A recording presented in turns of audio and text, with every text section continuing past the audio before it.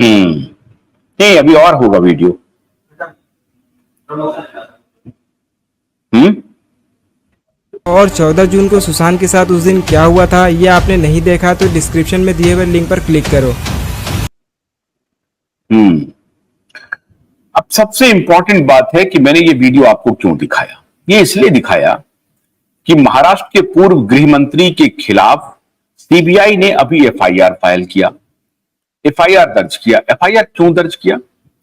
इसलिए क्योंकि गृह मंत्री ने भारतीय जनता पार्टी के कुछ नेताओं को गलत तरीके से फंसाने की कोशिश की और उसके सबूत मिल गए।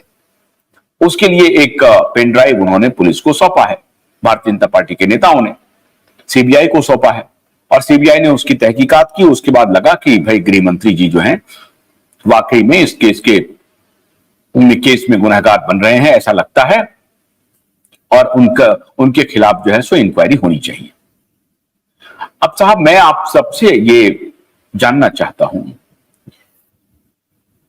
दिशा सालियान की सोसाइटी का गार्ड कहां है पता नहीं है। दिशा सालियान के गार्ड के पास जो रजिस्टर रहता था वो गायब है। मलाड में जहां पर ये सोसाइटी है वहां के आसपास के सीसीटीवी फुटेज गायब है। जिसका इन्होंने आप ग्राफिकल प्रिंट जो सिक्रे है, सिक्रे के पास जब मीडिया पहुंचती है तो वो इमीडिएटली पुलिस को फोन कर देता है और पुलिस पहुंच जाती है और पुलिस उसको भगा देता है। पुलिस को तो आकर के कहना चाहिए कि हाँ भाई मीडिया को बताओ आपने क्या देखा वहां पे। पुलिस को तो ये कहना चाहिए कि आपने क्या देखा वहां पे। पुलिस को हेमंत सिकरे को प्रोटेक्ट जरूर करना चाहिए, क्योंकि केस इन्वेस्टिगेशन में चल रहा है, पुलिस को जरूर प्रोटेक्ट करना चाहिए। लेकिन पुलिस को यह भी कहना चाहिए साथ साथ कि अभी हम प्रोटेक्शन में हैं, ये हमारे प्रोटेक्शन में हैं, आप फोन करते ही खट से आ गए, वो इसका मतलब भय है, उसको डर है, उन्होंने पुलिस को बुला लिया। अब पुलिस क्या ऐसा लग रहा था कि हो सकता है कि दिशा सालियान के कोई जानने वाले हेमंत सिकरे को नुकसान पहुंचा सकते हैं, इसलिए पुलिस वहां पहुंच गई। एक तर्क दिया जा सकता है ये कि दिशा सालियान के जो समर्थक हैं वो हेमंत सिकरे को कुछ नुकसान पहुंचा सकते थे, इसलिए पुलिस पहुंच गई वहां पर, मान लीजिए ऐसा है।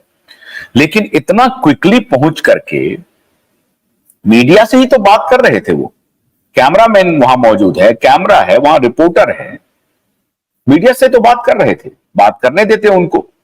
और उनकी बात अगर वो कैमरे पर रहती तो और मजबूती मिलती, पुलिस को भी मजबूती मिलती कि साहब कैमरे पर इन्होंने ये बोला है, हमारे पास ये बोला है। मेरे कहने का तात्पर्य यह है कि अगर पुलिस ईमानदार होती तो ऐसा काम पुलिस कर सकती थी, लेकिन पुलिस ने ऐसा नहीं किया। अब भ्रष्टाचार के मामले में सीबीआई उनके खिलाफ एफआईआर दर्ज कर रही है, लेकिन सीबीआई ये नहीं पूछ रही है कि साहब आपके समय में उतना चर्चित केस हुआ था, सुशांत और दिशा की मौत हुई थी और आप गृह मंत्री थे, आपको क्या जानकारी है इस मामले में।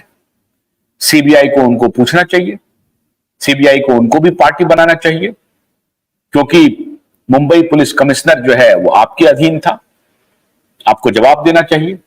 आपने क्यों नहीं जवाब दिया? क्या सीबीआई को यह कर्तव्य बोध नहीं है? सीबीआई उनके खिलाफ नहीं जा सकती है? नहीं जा रही है। माफ कीजिएगा। अगर थोड़े पल के लिए, एक साथी हमें लिख रहे हैं क्या आप दिलेर हैं, अपना ख्याल रखिएगा।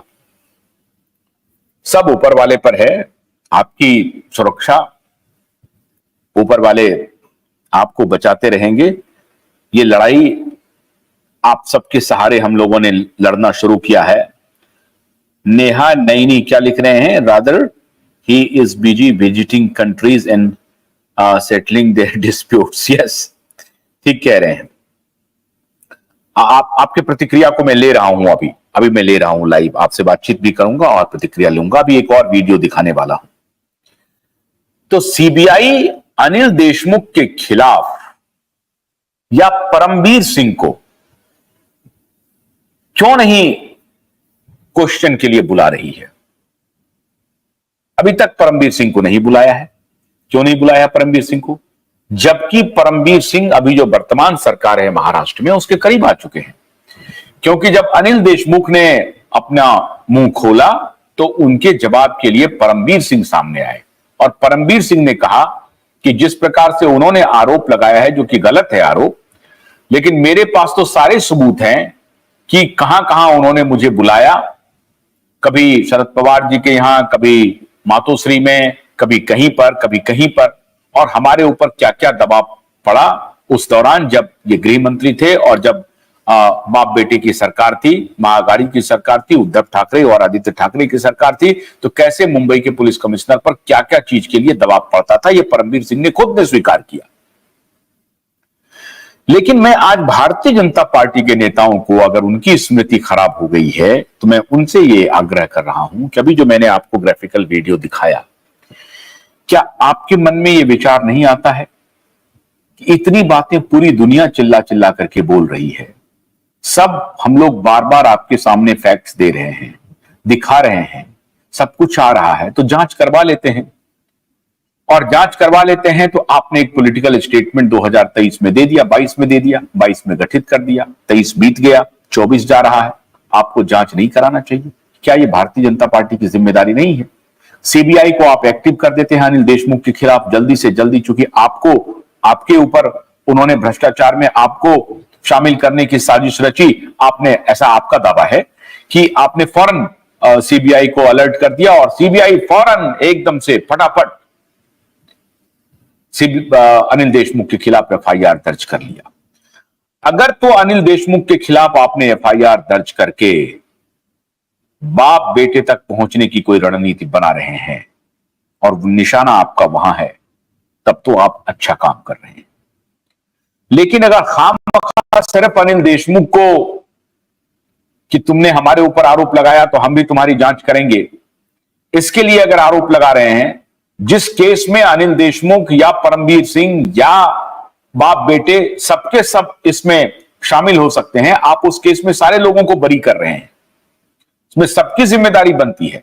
बाप बेटे को तो सबसे पहले अरेस्ट करना चाहिए क्योंकि वो मुख्यमंत्री है और बेटा मंत्री के रूप में उस घर में पहुंच रहा है, उसके मोबाइल टावर के लोकेशन बता रहे हैं, नीतीश राणे बता रहे हैं, मैं तो बता भी नहीं रहा। तो उनके खिलाफ सीबीआई को इन्वेस्टिगेशन लॉन्च करना चाहिए, सीबीआई को फ्रेश एफआईआर दर्ज करनी चाहिए। सीबीआई रिया चक्रवर्ती के सर्कुलर को क्वैश करने से रोकने के लिए जब जाती है तो कहती है एसआईटी जांच कर रही है, एसआईटी का हवाला दे रही है, लेकिन एसआईटी मौन है, एसआईटी चुप है, एसआईटी का कोई माय बाप नहीं है। मित्रों, अब जो लोग बड़ी चतुराई से, दुर्भाग्यपूर्ण है और यह बेहद दुर्भाग्यपूर्ण है,